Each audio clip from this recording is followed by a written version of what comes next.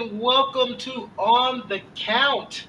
I am here with the wonderful host Pedro Lugo, and I guess you just saw him earlier on the conversation. Yeah, you're gonna get a lot of Mark today, but don't trust me. This is the last time you'll see him today until next Monday.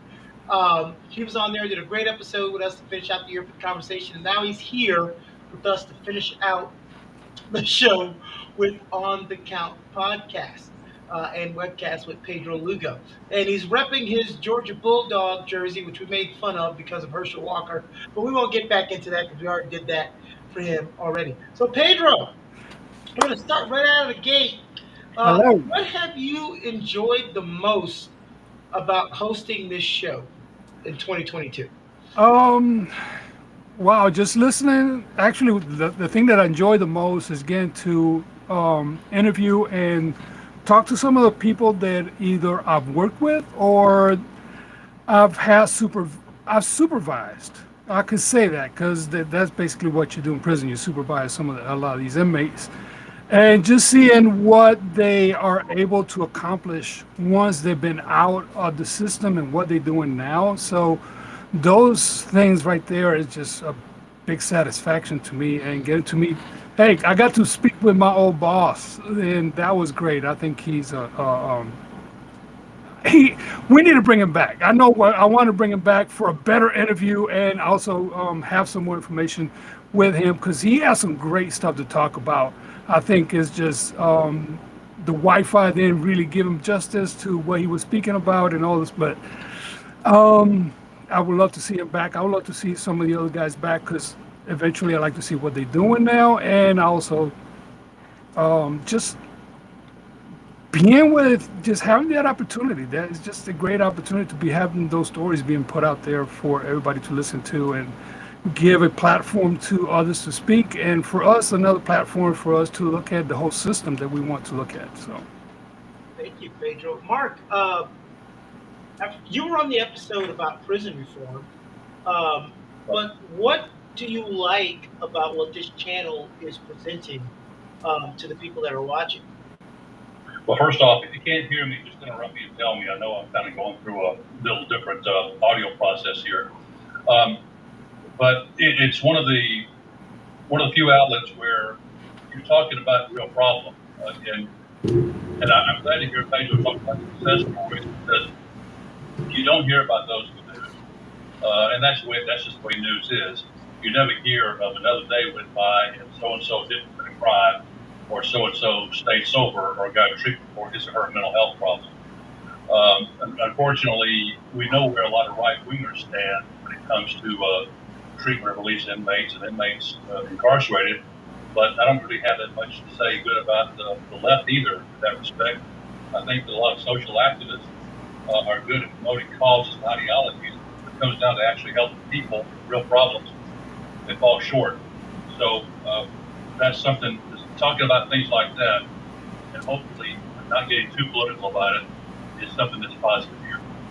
Well, thank you. Well, Mark, we appreciate it. That's what we're aiming to bring some of those positive stories. Now, we are going to bring some stories and things that aren't so positive, but mainly we want to give a positive outlook on this show. So one of the things that I want to talk about, Pedro, is you had guests on that were inmates that you were able to supervise and also coworkers, but you also had some guests that you had no idea who they were.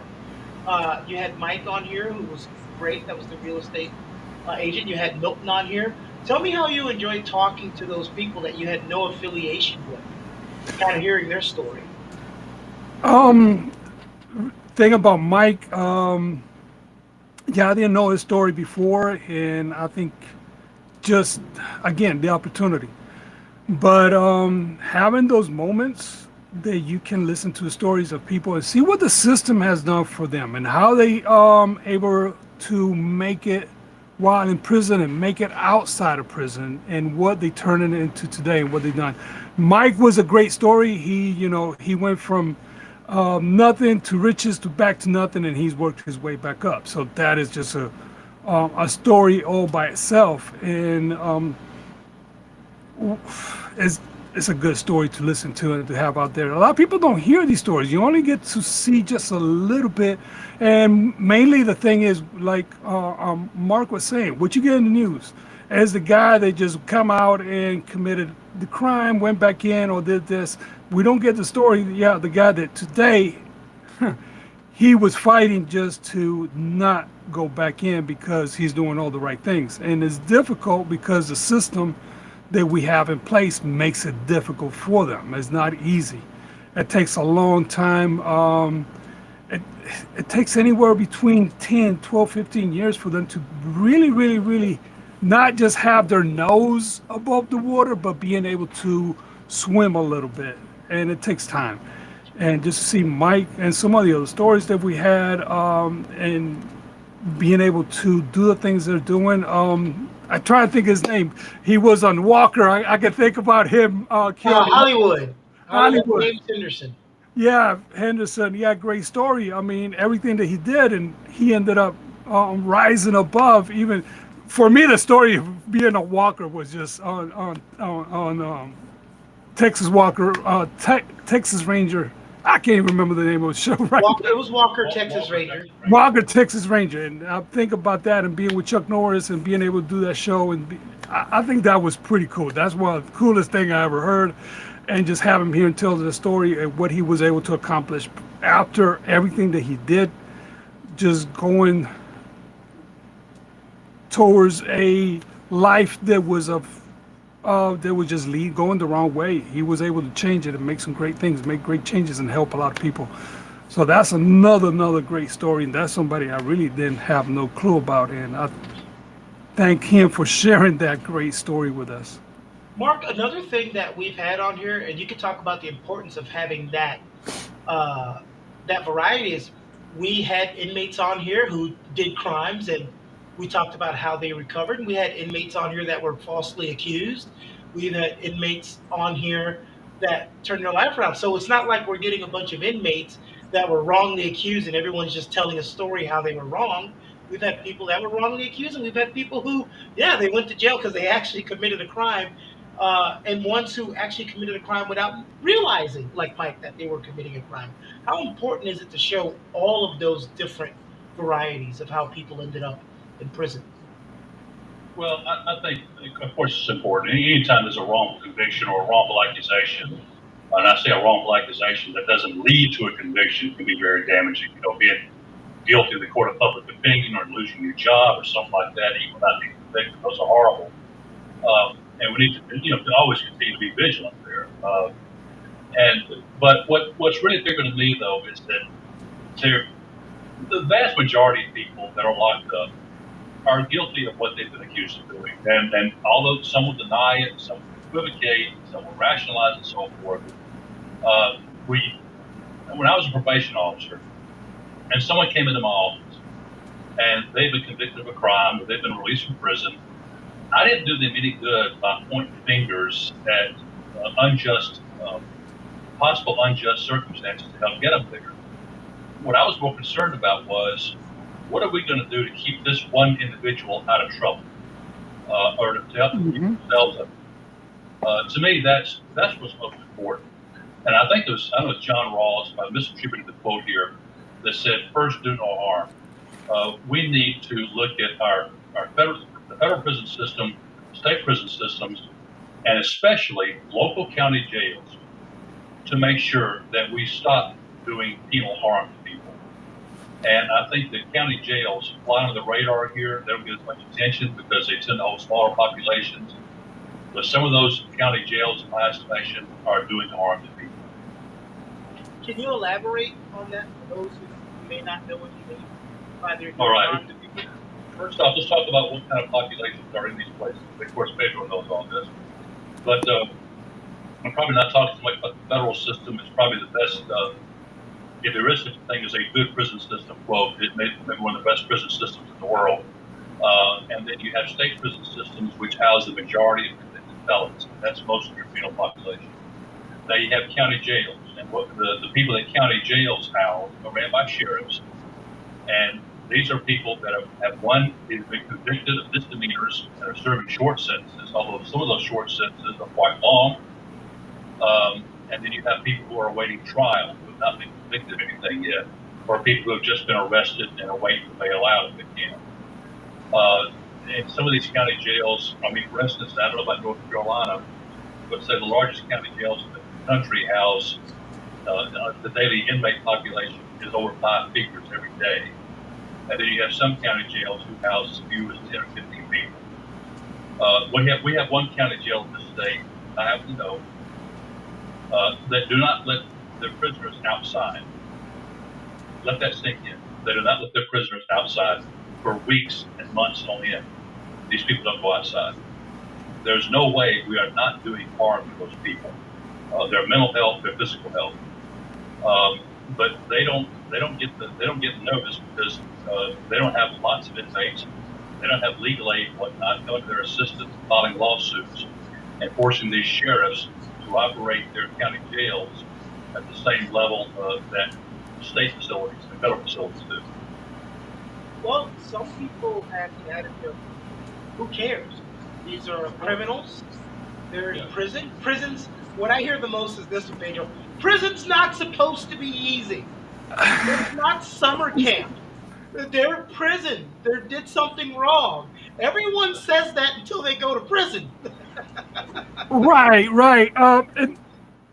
And the thing I love. That's the political right position you espouse there. But like you said, until they have a loved one in prison or in jail, that's the way very often most people feel. The political left is no better. When they go about saying, just crying about let our people go, let our children out, that's not really addressing the problem either, because that's not going to happen. You're not going to have just a mass release of prisoners. And besides, some of those people should be incapacitated for a certain period of time. But I've always thought this. I used to work in the Georgia prison system, that I believe in punishment, but I believe that prisons should be removal from society should be punishment. They should not be punished further once they're behind bars. Pedro? Just going back to that question, who cares? And that really gets me every time I hear that quote. Who cares? Well, you should care, because those same folks that are inside, they got to come back out. Yeah. They return back to society, and they come unprepared.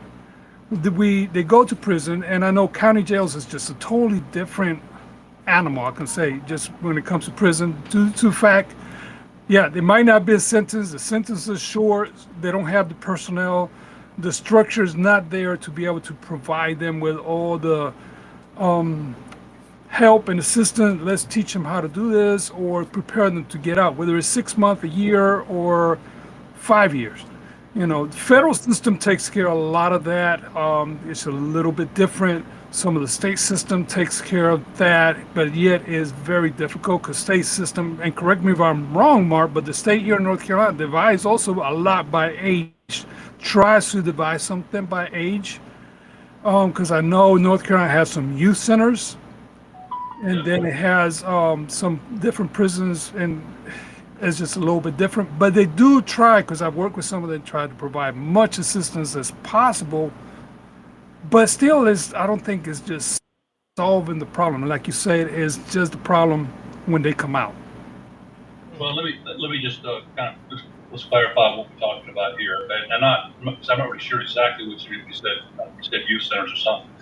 Now we're talking about two different systems. Now we're talking about the adult system, and in North Carolina, that would house anyone who is 18 or older. You have an entirely different system. It's an entirely separate system. The juvenile correction system, which would house people who are under 18. Now, in North Carolina, the age of adulthood used to be 16. That's changed to 18, Okay. thankfully.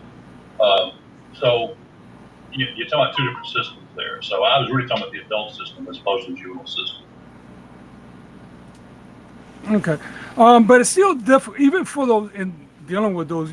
We haven't gotten to that. Maybe we'll talk about that at some other point, dealing with the youth and incarceration of the youth and how to deal with them, because that's another whole something else, because it's just very, very different how to deal with that. But the adult system, and I know Mark has spoken about it, and I have spoken about it, but our biggest thing is why we continue to punish once they get out of the system. Yes, I hold it totally against them so much. Like I said, it does take a long time for them to even to rise above, a little bit to be able to have to that. Now I can breathe because I got guys that tell me that. Wow, now after 10 years, now finally I can take a good breath and not be worried about the time I have behind me or how people are treating me or how my job is. So it does take time. it's the thing This I state always offers it's the pretty thing much nothing in the way of preparing people for life on the outside in terms of helping them secure employment, helping them secure housing. They're just dropped off on the street. Not on the street, but there's a home plan, I should say. But it's a, and I'm not being critical of these people because well, they're doing the best they can with the resources they there's have. a plan. You're just But saying it's not a very it's good. just where I was going to let them go. There's a plan. It's just not a very good one. It's about as good as a person can do. If all a person has time to do is to call somebody up and say, "Hey, so and so, your son, your husband, whatever, uh, says he plans to live at your residence when he gets out. Is that true? Okay, fine, good. They've got housing, so they're good to go. Or they may take it to a homeless shelter or something like that. And those folks do the best they can um, with the resources and time they have. But other than that, I just don't know what our state does to assist people Well, in policing. my part, because Mark, you worked in the criminal justice system, and so does Pedro. So I always speak as a person from the civilian side, and I'm just talking about from us as everyday people. We don't do enough, whether as hiring managers or owning own businesses, allowing people who are ex-cons or ex-prisoners to be employed because we hold that stigma against a lot of them. At least the first thing is they're applying for the job tells me they're trying to do the right thing, right? And that's why I never want to be arrested because you can be arrested for something you didn't do and it get thrown out. We talked about thrown out cases in the conversation show, but when I have to fill out something that says, "Have you ever been arrested?" I've been arrested, so I still got to mark yes. You know, Right.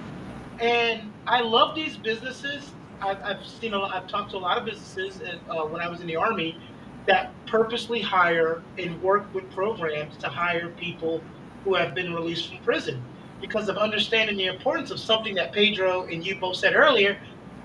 Why should you care? Because they got to be returned back to society. And then, as Pedro keeps saying, which I'm big on, is how many times do you have to be? We say there's no double jeopardy, right? But you're constantly punished for the same crime. You committed a crime. For those of who actually committed a crime, that's who we're talking about. You committed a crime. You get your sentence. You go to jail and you're punished in jail, harsher than you probably should be, as Pedro was saying. You're already in jail, and then you get out and you're still being punished. Where does it end? Collateral consequences we're talking about is the Yeah. term for that. And I think that collateral consequences, contrary to popular perception, they didn't originate in the 19th century. They've been with us since common law. Sometimes the government's used advantageous if you want to do it. And some kind of collateral consequences. I just think, though, that there should be, at some point, there should be an end to the punishment, at least from the government standpoint.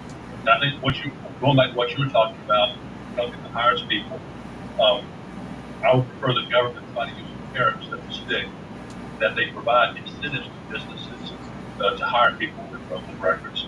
And they will do it. If there's a way for them to make money or save money, they'll do it. Mark, I believe when you had, we called the episode The Warden, but when you had Mr. Mueller on here, that's what he does now, right? He works at it. I'm not sure exactly what but Pedro may know. Pedro, can you hear us? I can hear you. He does one thing that he does.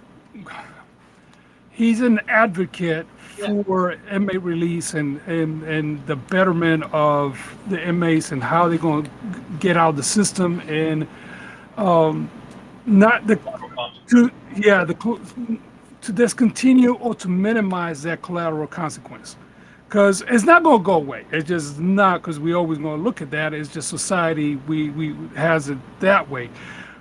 But he tries to minimize it, and he go and he's one that has traveled. I know he's traveled to several other countries to look at the systems around the world and come back and bring that information. He does that. He does talk about it as a professor when he does some of his speeches in Duke University, and when he talks about some places he's been to, invited. I know he has had that opportunity even as a warden. He got to go in different places, and we had visitors come over from other countries as well and see our system and compare and try to get all those notes together. Because compared to some other places, we do very well. It's just, Oh yes. if you go to some other countries and see how some prisons are run, it's like wow. But then some other countries are doing some very, very good, excuse me, job of how they deal with the inmates and how they can maintain them as well. So trying to balance that out, I think, is the hardest part right now for us because we have so much back and forth of, well, this is what it should be. Some people agree with it, some people are against it, some people just, and that's going to happen in our society. But everybody looks at the prison system. Oh, we want you to correct them, but we're not going to give you everything that you need to correct them. Then when they come out, oh, do you continue to punish them because they were in prison? The system was not created for that reason. And if you really look back, it was more, hey, you go in, you go punish, you get your penitence. That's what it was. That's why it's called penitentiaries. You Penitentiary. go in for penance for the time period and you spend time, you come out and go back to society and do better. That was the goal. Justice system was not as crowded it was now, as it was different, the idea, because it began off of religion. So now it has continued to grow in the society. We just haven't been able to nail everything down that we need to nail on the system and how to make it better, how to have everything, how to help those coming out a little bit better. Are there some people that always going to remain in the system? Yes. Are there people that are always going to break the law? Yes. Okay, they are, but there are, I think, is so many more people out there that come out to do, they try to do what they're supposed to do and can't do it because society doesn't allow them. Mark, since you were a probation officer, talk about this. I know it's different in every city, every state. Uh, I've had plenty of friends that have been to jail, and in some places, when they've told me, like the things that they have to do in probation, they're like, the way this probation is set up, there's no way I'm accomplishing this. My the biggest when I look back on my career, the aspect of it that I most regret, I don't regret one iota a person who is on probation, whether they've been sentenced directly from court or whether they've been released from prison. I regret one iota revoking someone's probation for committing a new crime. What I do regret, I don't regret taking punitive action for someone who just wouldn't report. What I do regret, though, is the financial burden that the correction system and the court system would impose on people. People who have very little employment, very little resources. Now, I'm not talking if they stole, if there's restitution involved, they should pay that now. But I'm talking about fines and fees and whatnot. To make it so onerous on someone to pay money to the government to stay on probation and a supervision, that part of what I did bothers me even to this day. And the other thing about that is that very often you wind up what's vicarious punishment. You wind up punishing somebody else because those people you're talking about who don't have that kind of money, they go get it from somebody else. They get it from a family member. So you wind up punishing somebody else other than the person who's intended to be punished. So that's something I think that's grown exponentially in years, is imposing onerous fines and fees on people who don't really have the means to pay them. Yeah, I think that was one of the ones that bothered it the most. Things like, you know, you're supposed to not, you're supposed to take a drug test and you fail. That's kind of on you. You know, Yeah, right. things like that. That's kind of on you. You're supposed to report at this time and you don't. It's kind of on you. That's like going to work. You got to be to work at 8. You got to be to work at 8. But some of the rules and fees and things, I was listening to some of these stories and I'm like, heck, I can't even do that, and I have the means. So I totally get that there. I just think we need to do better as a society as a whole. I know I've said that a whole bunch of times of what we do or how we treat people once they come out of the prison system. I know every crime isn't equal, as they like to say, but why is a guy treated better when he gets out if he embezzled billions of people's hard-earned money as opposed to a guy who, stole $50 from a gas station? They're both still crimes, uh, but we know white collar crime is looked at differently. Even though I feel like white collar crime affects a lot more people than some of the smaller crimes. Well, I think Pedro, that the crime hold on, that you Mark. perceive. Oh, Hold on, sorry, go Mark. Go ahead. ahead, Pedro. White collar crimes is just it's like having a senator come into prison and do time because of a white collar crime. And this that affect a lot of people when I think it affects more people just as well because you have the responsibility as a politician not to rise above, and you didn't. And but I just it just aggravates me the thought they come to prison and they think they're a little bit I just committed a white collar crime, but you were a politician and or you were in a position to do good and now you just took all that was given to you and ruined it. But we're supposed to give you a better opportunity. When you get out, you're gonna have a better opportunity. This other guy, like you said, they had $50. His crime was small. He did the time, but yet for the next 10 years, he's still paying for the same crime. Yeah. But yet, it's one of the things that really, when I was in the system, it did aggravate me how we looked at it and how the system plays with it. And I don't think it's fair. Mark? I think that Julio, your experience, I guess, most is in the federal system. So you probably saw more so-called white-collar criminal, upper-class criminals than the average state prison would see. But just to get for an academic, make an academic point here, just what it's worth. The term white-collar crime now, it doesn't so much refer to a person's wealth or status. It refers more to a mode of operation. I mean, for example, maybe a white-collar crime on Wall Street, politicians, things like that. But it also refers to say secretaries who embezzle money from a business. That also fits the definition of white collar crime nowadays. But kind of going back to what we talked a while ago, and gradations of offenses, I think the offenses that should be most severely punished, those are the violent offenses and sex offenses. And also, we talk about what we as a society will break that down in terms of, okay, what should the federal government do? What should state governments do? What should local governments do?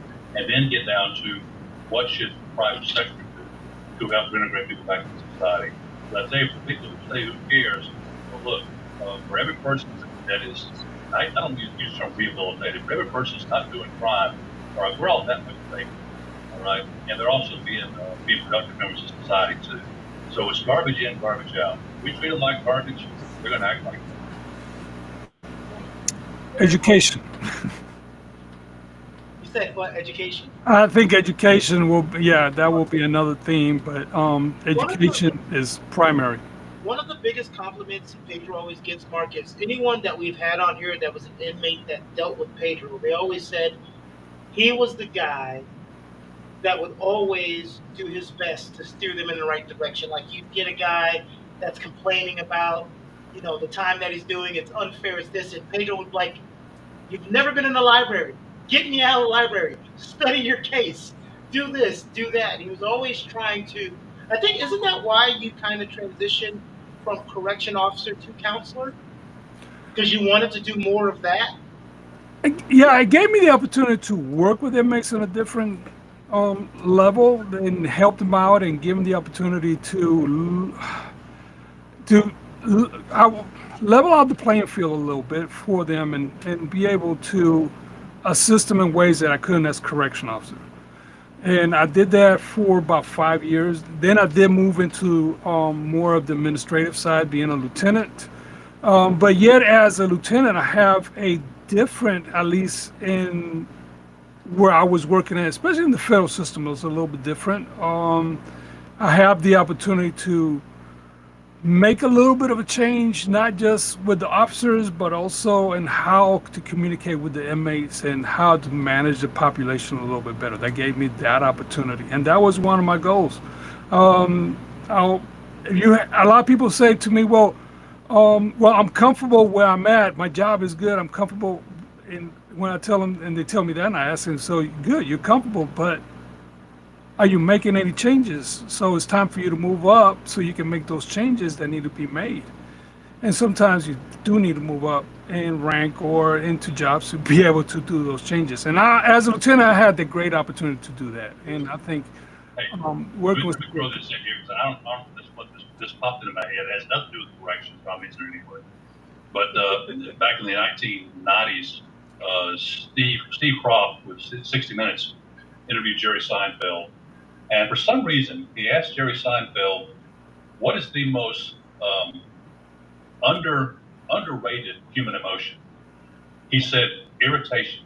He said, "What's the most overrated human emotion?" He said, "Contentment." He said, "Because we don't accomplish a whole lot when we're content." He said, "That's why so many comedians come from New York City, but so few come from Hawaii. So unless we're uncomfortable, we very often don't accomplish very much." Hey, that makes listen. That makes sense. Before I left I was a lot more lazier when I lived in Miami. I lived in Miami my entire life till I was 19. I've When been I there. You can get chilly real quick down yeah there. I mean, chill. when I left Miami, I was like, oh, the world is different. I was like, oh, Yeah. okay. I was a little too. I didn't even realize how lazy or uh, poor I was Like, when I yeah. was in Miami because I was having so much fun with no money.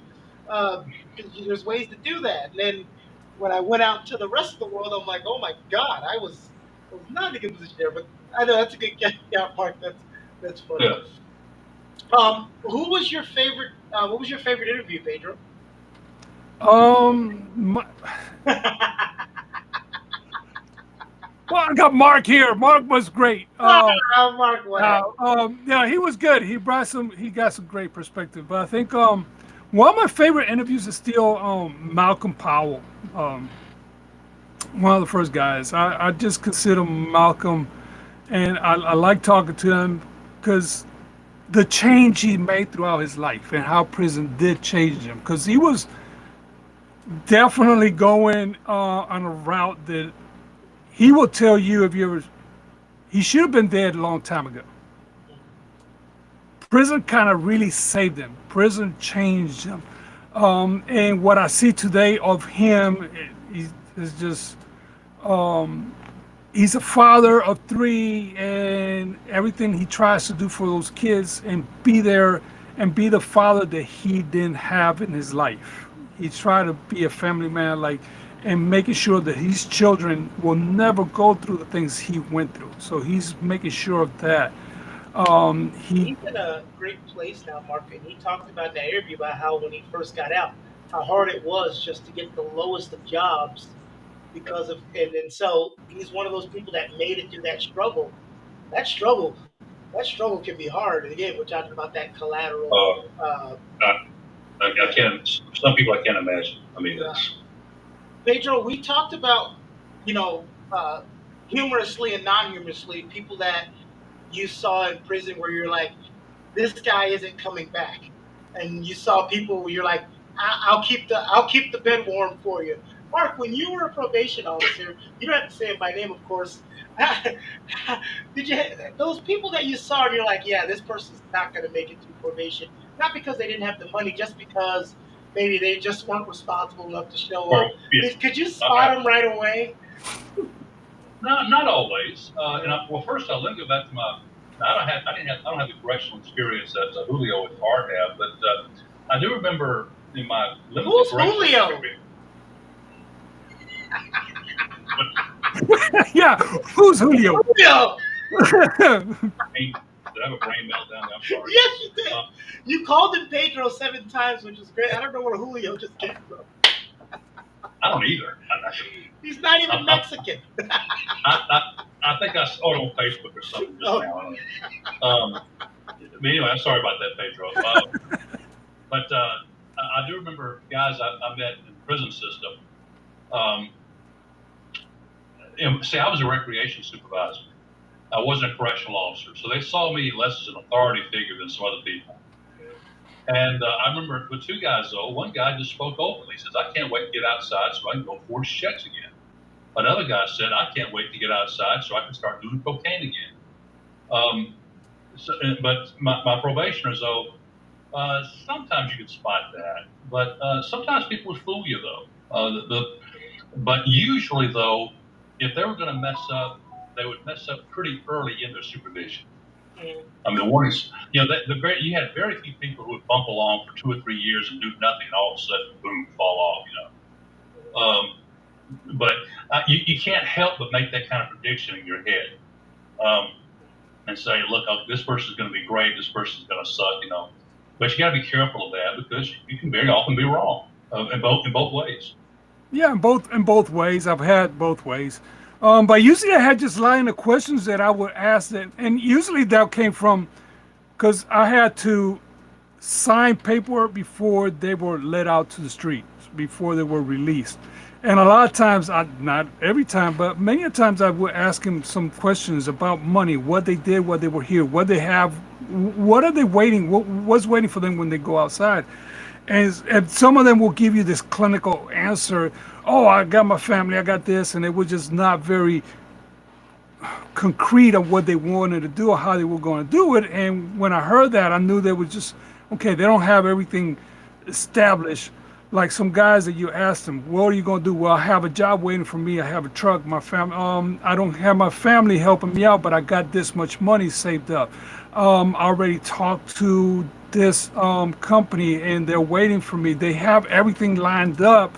What are they going to do once they get out, once they hit the street, day by day? And those are the guys that really already have a better chance not to coming back in. Those guys that took the time to sit down with, not just with other staff, but they really took opportunities that were given to them and write down and have this. Well, I have a business plan. This is my business plan. I got this.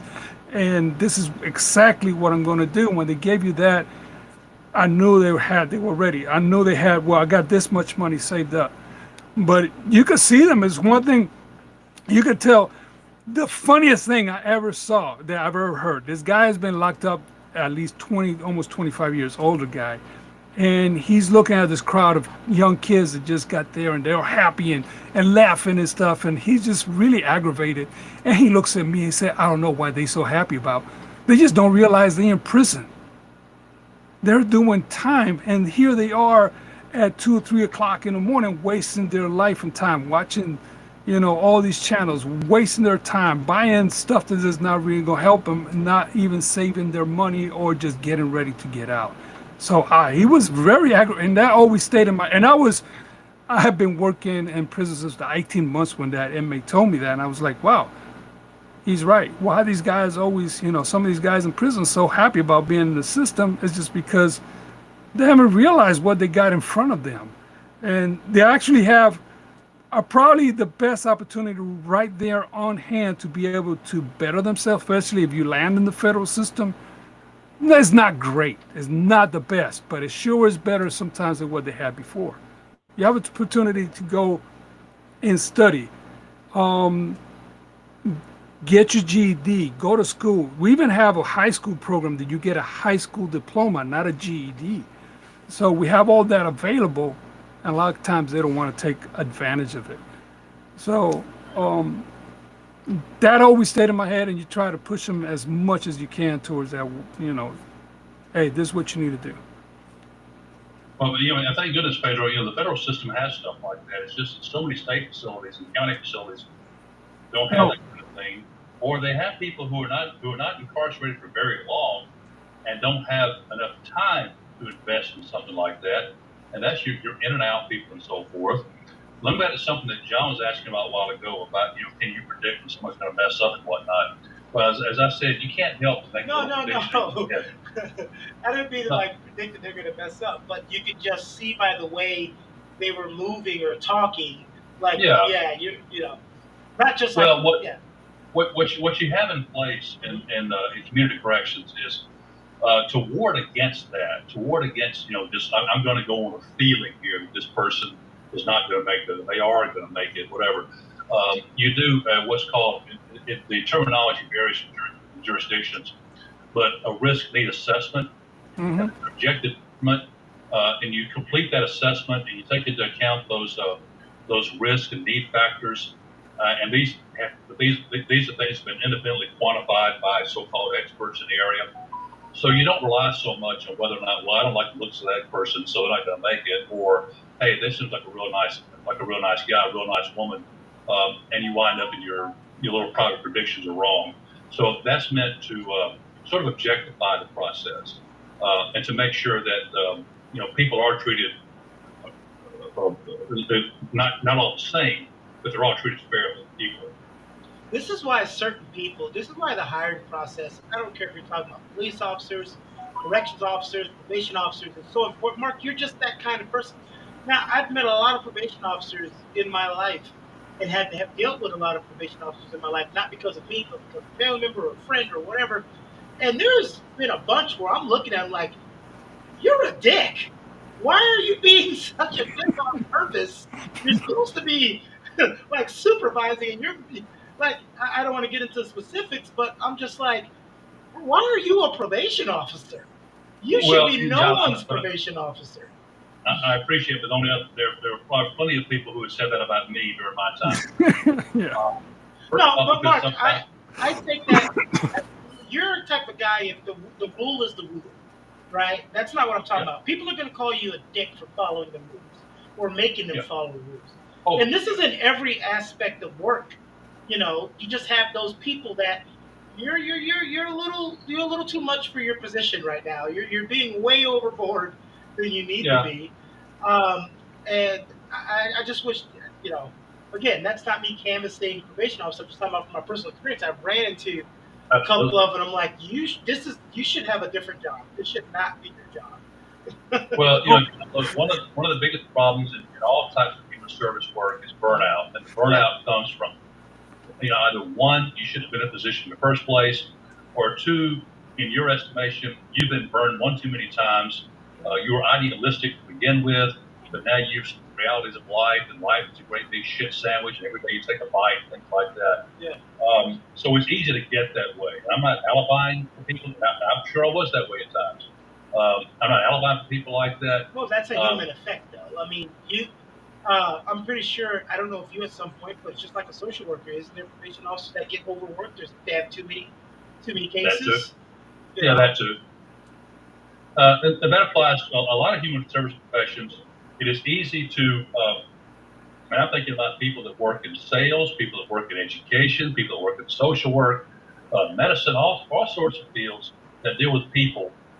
It is easy to come to dislike or be resentful of the people you're supposed to be helping because of lack of success, or one, you shouldn't be in the business in the first place because you realize that people aren't perfect. No matter what you do, you're not going to solve all their problems.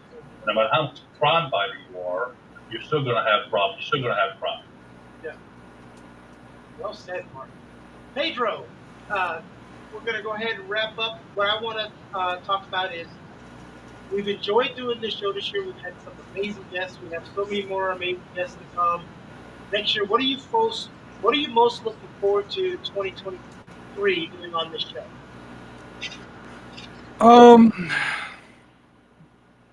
Get better. Me personally, getting better of closing the show. Pedro, it's so funny. It's so adorable. He is so awkward at ending his show. It's hilarious. I try to hold in my laughter at the end every time. But no, I'm looking forward to. Lisette begins the show. She's awkward. Yes. You know what?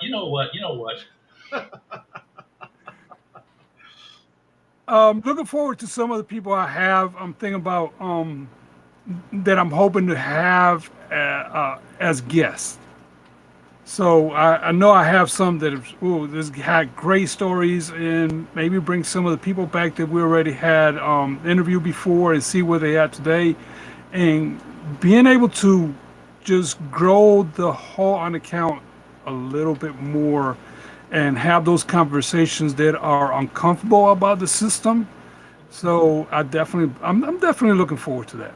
Definitely Wait, looking forward wait to till we do that episode of Mark's top 10 tips to survive probation. We get another it. probation. And some other tips of how to survive once you get out, and how to survive in prison too. Because that's another question. What do I need to be doing while I'm inside of prison? A lot of people don't realize that's the time to take your time and reflect and just um Well, Pedro, and I don't mean to extend the show, all the things you're saying is the intent and what you have. But if you go to a place like Mark was saying, because Milton talked about in the last interview about a county jail he was in, where there were some people that weren't let outside for 3, 4 weeks. right. So Yeah, if you're supposed to spend 5 months in a county jail and you haven't seen the light of day in 4 of those months, your reflecting time is, your state of mind, all of that. So it's sad. It's sad to think about that. yeah. That makes it hard. That does make it hard. It's not the same. You But know, hopefully we can bring those things to light. What'd you say, Mark? it makes me angry to think about that. Yeah, because when And, you and I'm, don't, I'm a believer in punishment. I mean, I'm right? not a bleeding heart by any means, I know you are. You're a but crotchety old man. I know you believe in punishment.